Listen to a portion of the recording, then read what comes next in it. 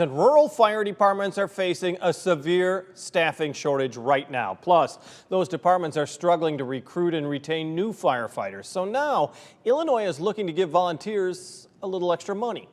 News 8's Josh Lamberty is live in Kelowna tonight as Illinois state lawmakers are working on a proposal to give a tax break to volunteer emergency workers. Josh?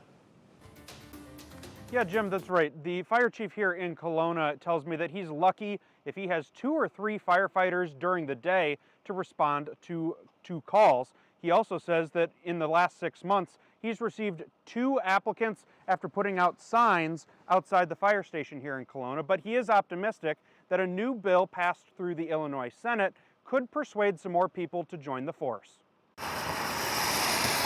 Kelowna firefighters are staying busy. We're getting 100 extra calls per year more over the last 3 years. Fire Chief John Swan has been on the force since 1976 in one of Henry County's smallest fire districts. For its coverage, but one of the busiest ones. He says the department is struggling to hire and retain new recruits as older firefighters retire each year. We're more than just firefighters.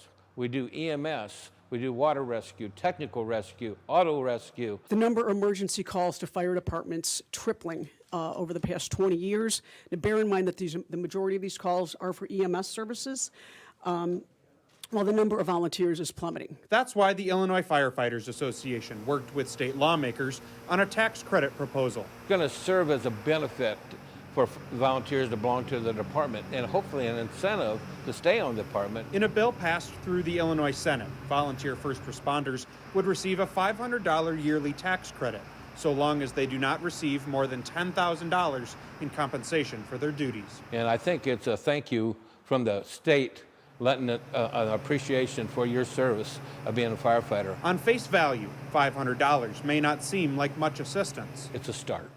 We have to start somewhere to show that we're going to give something back to these volunteers. A starting point to give these busy first responders a break. Now, Chief Swan says he hopes if this were to become law, he hopes that this could be amended in a few years. He says that that would hopefully allow for an even larger tax benefit, which would help the volunteers, but also help keep these departments a little bit more reliably staffed. Jim?